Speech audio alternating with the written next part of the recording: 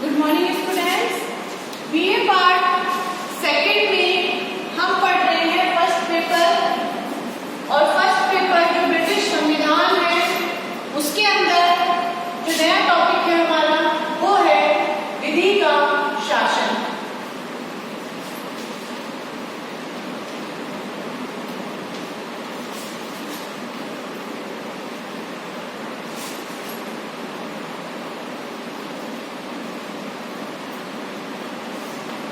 Rule of law, विधि का शासन। भारतीय संविधान में जो विधि का शासन है वो व्यवस्था ब्रिटिश संविधान से ही ग्रहण की है। ब्रिटेन में ही सर्वप्रथम डायसी के द्वारा विधि का शासन की स्थापना की गई, इस नियम की स्थापना की गई, जिसका मतलब होता है विधि के शासन का मतलब है कानून का शासन। विधि के समक्ष सभी समान है, कानून के समक्ष सभी समान है, चाहे वो प्रधानमंत्री, राष्ट्रपति, चाहे वो कोई भी बड़े से बड़ा प्रशासनिक अधिकारी हो, चाहे पुलिस हो, सभी कानून के समक्ष समान है। या फिर एक आम नागरिक हो, एक आम इंसान हो, सभी बराबर समझे जाएंगे। विधि सबके लिए समान है, कानून सबके लिए एक ही माना जाएगा। ये है विधि का शासन। सर्वप्रथम ब्रिटेन के अंदर आया था। ये जो विधि का शासन है वो ब्रिटिश शासन प्रणाली की एक प्रमुख विशेषता है। यह उस लंबे संघर्ष का परिणाम है जो ब्रिटिश जनता ने सैकड़ों वर्ष तक अपने अधिकारों की रक्षा के लिए किया। ब्रिटिश शासन प्रणाली में निरंकुश प्रभुता और स्वेच्छाचारिता के लिए कोई स्थान नहीं है। वस्तुतः वहाँ विधि का शासन है, प्रत्येक व्यक्ति विधि के अधीन है, कानून के अधीन है तथा न्यायपालिका जो है वहाँ पर स्वाधीन है, यानी कि न्यायपालिका जो है स्वतंत्र है वहाँ पर। और विधि के शासन के अंतर्गत विधि के शासन का जो उद्देश्य है वो है नागरिकों के अधिकारों की रक्षा करना। नागरिकों को जो अधिकार दिए गए हैं संविधान के अकॉर्डिंग उन अधिकारों की रक्षा विधि के शासन का मुख्य कर्तव्य है। ब्रिटेन में ब्रिटिश नागरिक जो हैं वो उसे अपनी व्यक्ति स्वतंत्रताएं हैं उनका एक रक्षा कवच मानते हैं विधि के शासन। तो सबसे पहले विधि का शासन, रूल ऑफ लॉ। विधि के शासन की अवधारणा की व्याख्या करने वाले विद्वानों में डायसी का नाम उल्लेखनीय है। कई विद्वानों ने विधि का शासन किया था।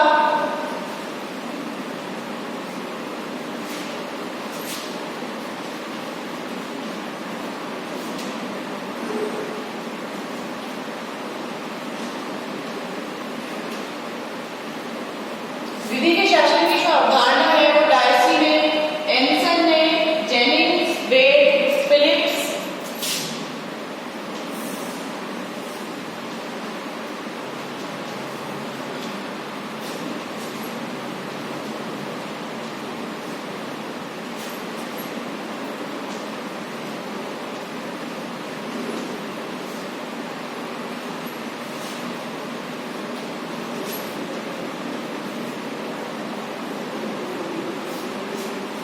आदि के द्वारा दी गई। ये जो विधि के शासन की अवधारणा है ये डायसी, एनसन, जेनिंग्स और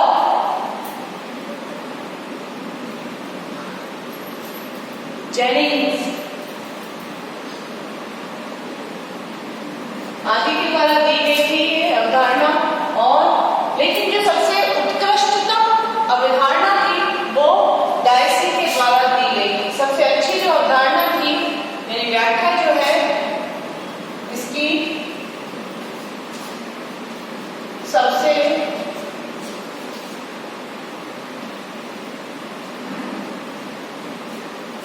उत्कृष्टतम जो व्याख्या है वो डायसी के द्वारा दी गई थी। नोट कर लीजिए आप।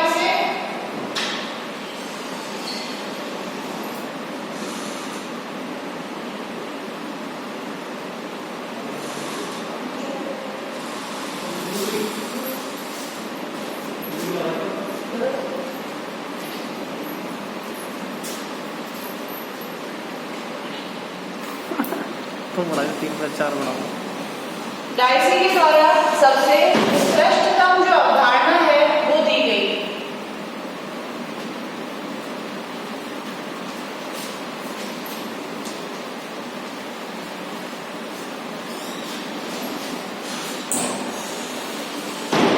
डायसी के द्वारा दी गई। डायसी जो थे वो विशेष कानून के जानकार थे और इनके द्वारा ही विधि की शासन की अवधारणा सबसे अच्छी दी गई थी, क्योंकि 19वीं शताब्दी के अंतिम वर्षों में जितना सम्मान डायसी की रचना को मिला उतना और किसी विद्वान की कृति को नहीं मिला। इनकी अवधारणा को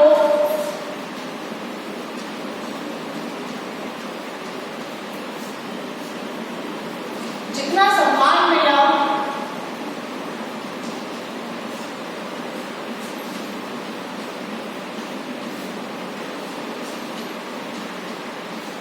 उतना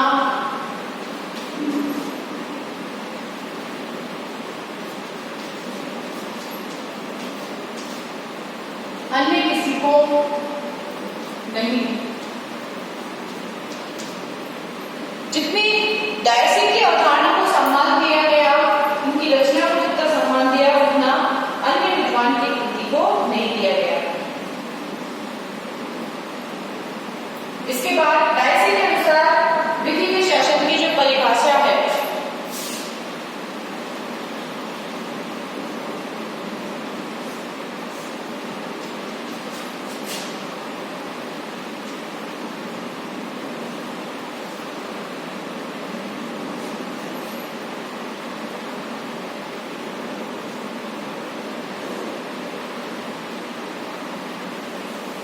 डायसी के अनुसार विधि के शासन की परिभाषा, विधि के शासन से हमारा तात्पर्य जो है वो केवल यह नहीं है कि हमें कोई भी व्यक्ति विधि से ऊपर नहीं है, परंतु यह भी है कि प्रत्येक व्यक्ति चाहे उसका पद और अवस्था कुछ भी हो, राज्य की साधारण विधि के अधीन है और साधारण न्यायालयों के क्षेत्र अधिकार के अंतर्गत आता है। चाहे किसी भी पद पर कार्य कर रहा हो व्यक्ति, वो छोटे से छोटे जो हमारा साधारण न्यायालय है, जो हमारे क्षेत्र का न्यायालय है, उसके अधीन भी वो व्यक्ति आता है। चाहे वो कितने भी पद पर ऊंचे पे कार्य कर रहा हो, चाहे उसे कितने ही अधिकार प्राप्त हो, लेकिन वो विधि से ऊपर नहीं है।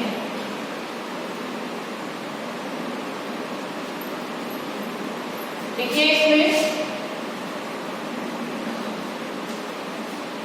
विधि के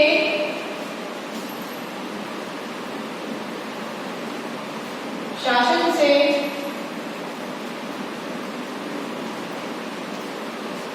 हमारा तात्पर्य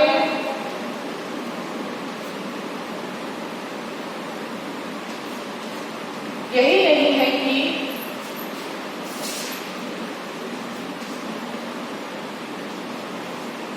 कि विधि जो है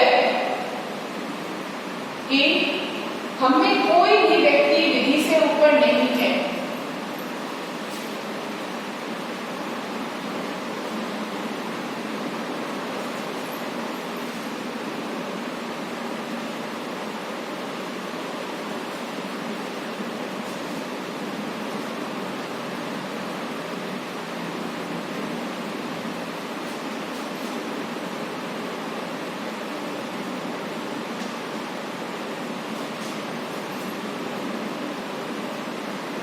अभी तो यह भी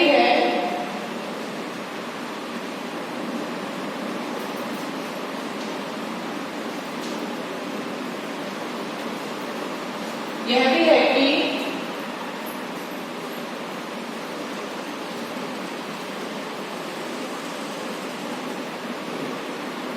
प्रत्येक व्यक्ति चाहे उसका पद या उसकी अवस्था कुछ भी हो,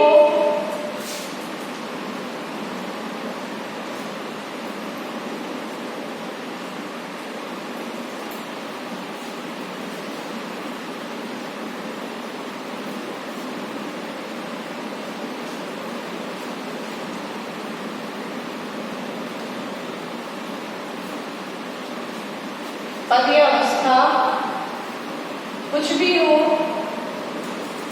अपने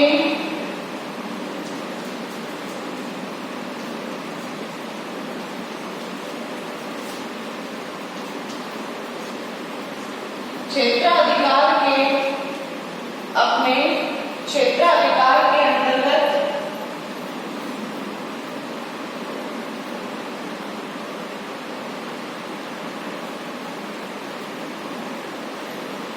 कुछ भी हो, अपने क्षेत्राधिकार के अंतर्गत साधारण न्यायालयों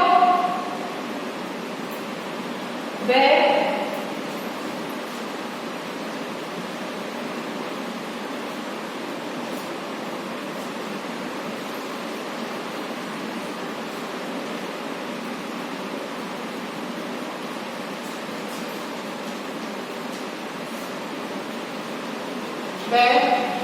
राज्य की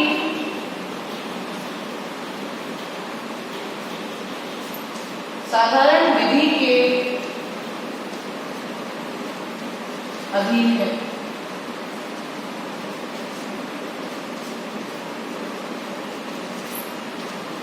चाहे व्यक्ति किसी भी पद पर हो, चाहे व्यक्ति किसी भी अवस्था में हो, कैसे भी वो कार्य कर रहा हो, लेकिन राज्य की साधारण से साधारण विधि यानी कोई नॉर्मल सा कानून है उसके अंतर्गत भी होता है, और अपने क्षेत्राधिकार के अंतर्गत जो साधारण न्यायालय आते हैं उनके अंतर्गत भी वो व्यक्ति आता है, उनके भी वो अधीन रहता है। जो विधि का शासन है वो ब्रिटिश संविधान के मूल में स्थित है। यह इस कारण नहीं कि संविधान द्वारा इसकी गारंटी दी गई है, बल्कि इस कारण की संविधान का क्रमिक विकास इसकी अविरल मान्यता के आधार पर हुआ है। जैसा कि डायसी का कहना है कि वे नियम जो कि अन्य राज्यों में स्वाभाविक है संवैधानिक संहिताओं के अंग होते हैं, अंग्रेजी भाषा भाषी राज्यों में व्यक्तियों के न्यायालयों द्वारा परिभाषित और प्रवर्तित अधिकारों के स्रोत न होकर उनके परिणाम होते हैं। डायसी ने अपनी प्रसिद्ध रचना संविधान की विधि लॉ ऑफ द कॉन्स्टिट्यूशन में विधि के शासन के 3 पक्षों पर प्रकाश डाला है।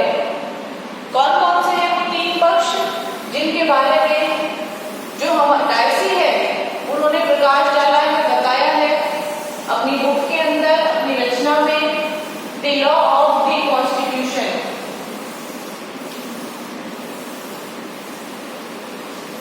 डायसी की जो अवधारणा है वो सबसे प्रमुख अवधारणाओं में मानी जाती है। वैसे तो कई विचारकों ने विधि के शासन के बारे में ब्रिटेन में बताया है, लेकिन डायसी की सबसे वैध अवधारणा जो है वो मानी जाती है।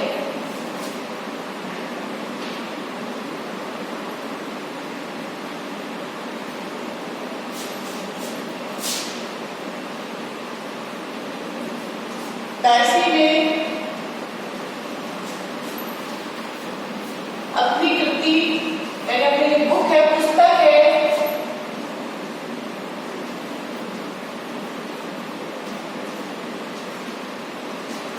यानी कि जो संविधान की विधि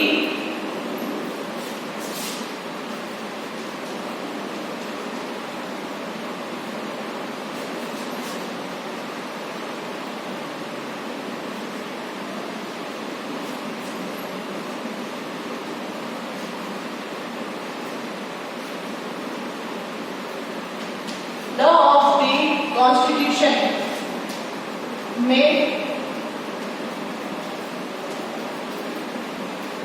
विधि के शासन के 3 पक्षों पर प्रकाश डाला है।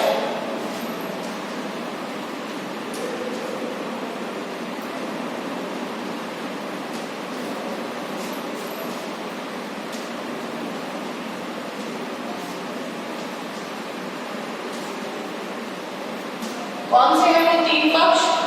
पहला पक्ष है इसमें बिना अपराध के दंडित नहीं किया जाना।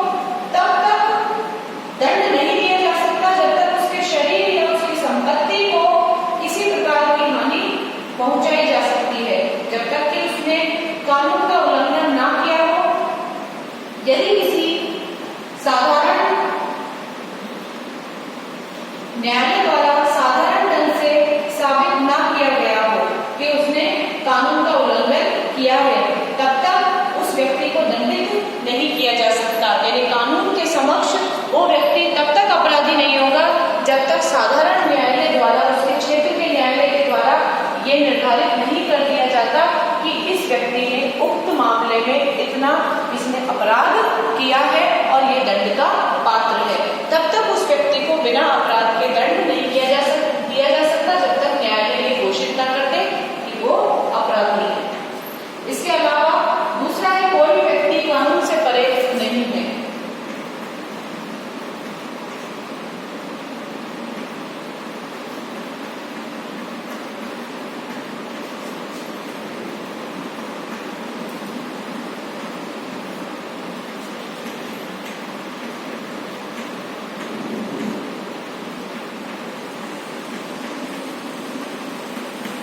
कोई भी व्यक्ति जो है वो कानून से परे नहीं है, कानून से अलग वो व्यक्ति नहीं माना जाता है।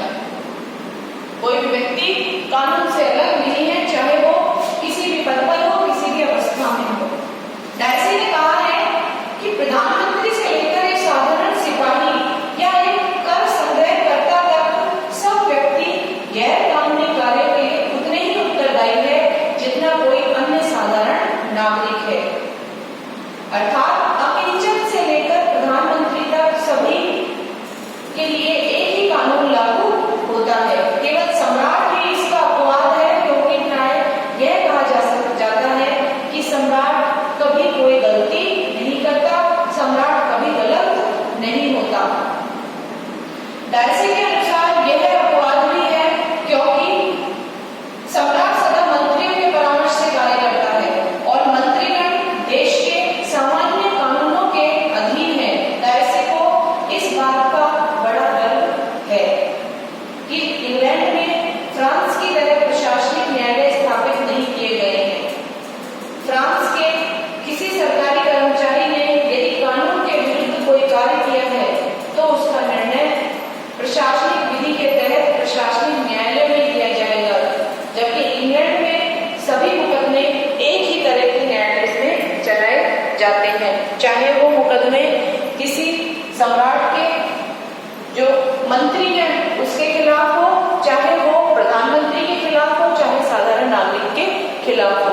एक ही तरह के न्यायालय में एक ही कानून के अंतर्गत उन सभी को रखा जाता है। तो इसके अंतर्गत जो दूसरा नियम है जिस पर प्रकाश डाला है वो है, कोई भी व्यक्ति कानून से परे नहीं है। तीसरा जो इसने बताया है डायसी ने, वो बताया है कि इंग्लैंड में संविधान के सामान्य सिद्धांत न्यायिक निर्णयों के परिणाम है।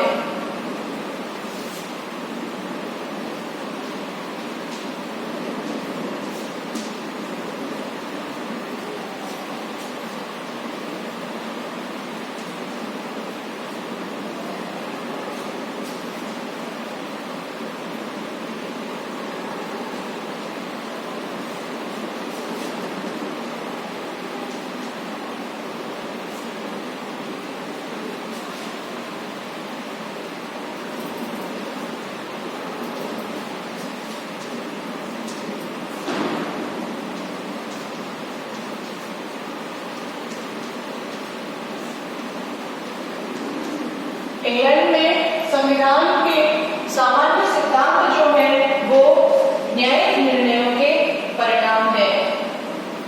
विधि के शासन का एक महत्वपूर्ण पक्ष यह है कि संविधान के मूल सिद्धांत जो है वो न्यायिक निर्णयों के ही परिणाम माने जाते हैं।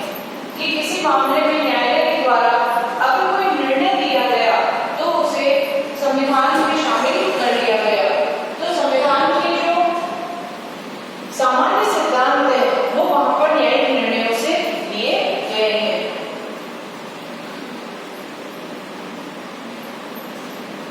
इस तरह से इंग्लैंड में जो न्यायिक निर्णय है यानी विधि है वो ही सबसे ज्यादा महत्वपूर्ण मानी जाती है। इसके अगर आगे देखें तो न्यायालयों के सामने समय समय पर ऐसे विवाद आए हैं जिनमें जैसे प्रमुख मुद्दे जो थे किस तरीके के थे कि नागरिक की परिस्थितियों में सरकार के विरुद्ध मुकदमे दायर कर सकते हैं। पुलिसमैन कब और कैसे किसी व्यक्ति को गिरफ्तार कर सकते हैं तथा किसी जनसभा की कार्यवाही किन परिस्थितियों में भंग की जा सकती है। न्यायालय ने जो निर्णय दिए उनमें जन अधिकारों का स्वरूप स्पष्ट हुआ और साथ ही कुछ नए अधिकारों को मान्यता प्राप्त हो गई।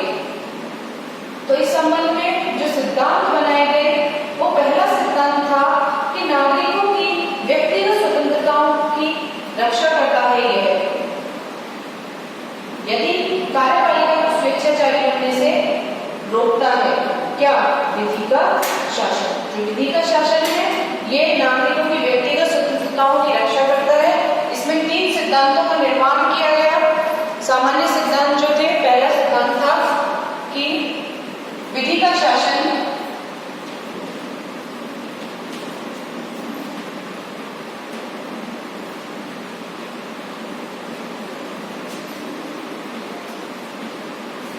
नागरिकों की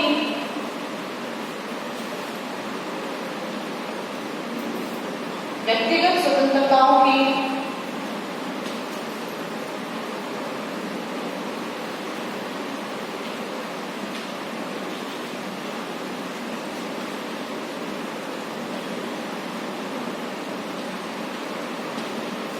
रक्षा करता है। व्यक्तिगत स्वतंत्रताओं की रक्षा करता है विधि का शासन जो है। दूसरा है इसमें देश में पूर्ण कानूनी समानता स्थापित करता है। विधि का शासन जो है यह देश में पूर्ण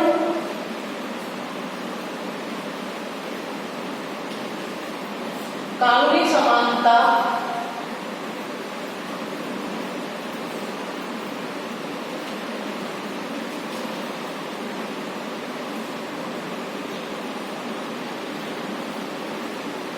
स्थापित करता है, यानी कि कानून के समक्ष जो है वो सभी समान है, चाहे वे साधारण नागरिक हो या सरकारी कर्मचारी।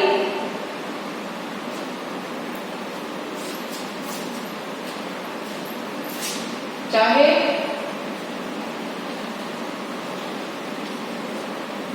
साधारण नागरिक हो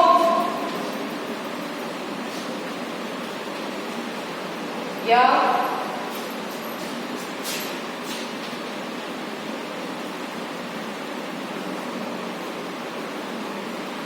सरकारी कर्मचारी, सभी जो है वो न्यायालयों के क्षेत्र अधिकार में आते हैं या इन पर लगाए जो आरोप है, उन पर लगाए जो आरोप है उनकी सुनवाई साधारण न्यायालय में ही होती है।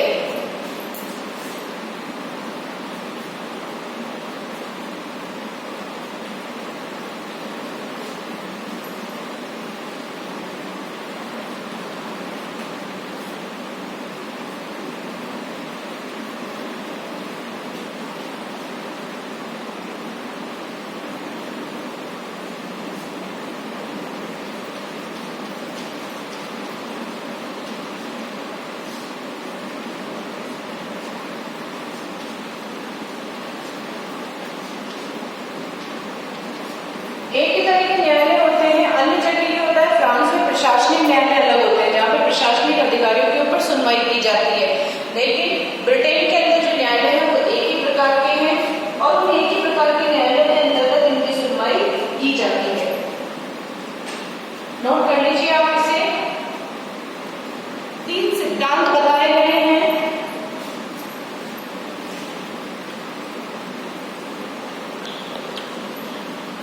तीसरा जो सिद्धांत बताया है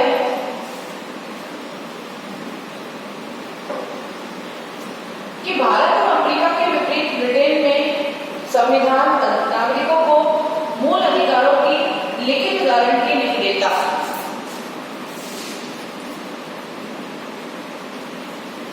भारत में अमेरिका की तरह ब्रिटेन में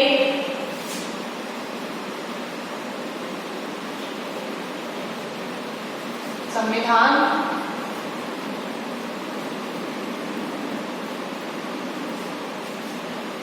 मूल अधिकारों की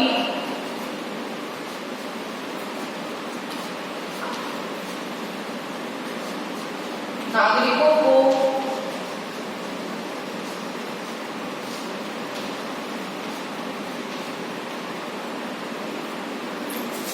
लिखित गारंटी नहीं देता।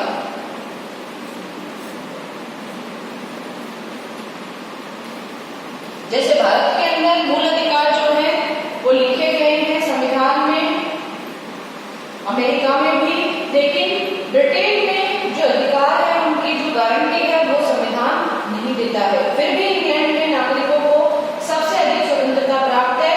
इसका श्रेय जो जाता है वो न्यायिक निर्णय और विधि के शासन को जाता है। फिर भी ब्रिटेन में नागरिकों को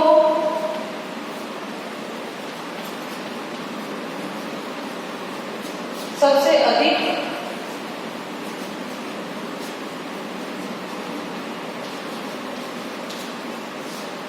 स्वतंत्रता प्राप्त है और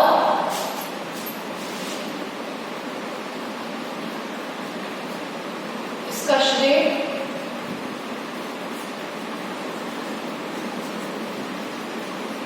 न्यायिक निर्णयों को, यानी न्यायपालिका के द्वारा जो निर्णय दिए जाते हैं न्यायपालिका के द्वारा उन्हें प्राप्त है।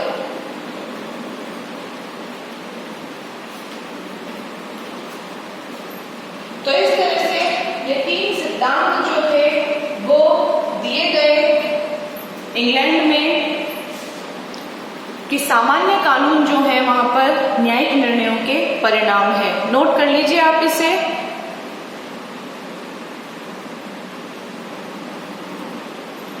इंग्लैंड में जो शासन है वो नागरिकों की व्यक्तिगत स्वतंत्रताओं की रक्षा करता है। जो विधि का शासन है उसके द्वारा नागरिकों की व्यक्तिगत स्वतंत्रताओं की रक्षा की जाती है।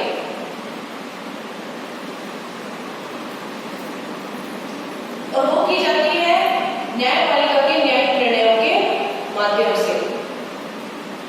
आप दोनों ने संविधान पढ़ाया था ब्रिटेन का, तो मैंने बताया था कि संविधान के स्रोत जो है उसमें परंपराएं हैं, अभिसमय है, तो उसमें न्यायिक निर्णय भी है। न्यायिक निर्णय भी वहां पर संविधान का अहम हिस्सा है।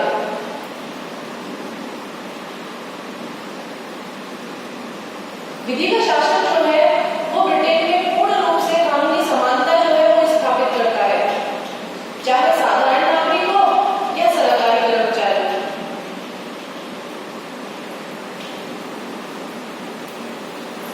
सभी पर कोई भी मुकदमा चलाया जाए ब्रिटेन में उनकी सुनवाई एक ही प्रकार के न्यायालय में होती है।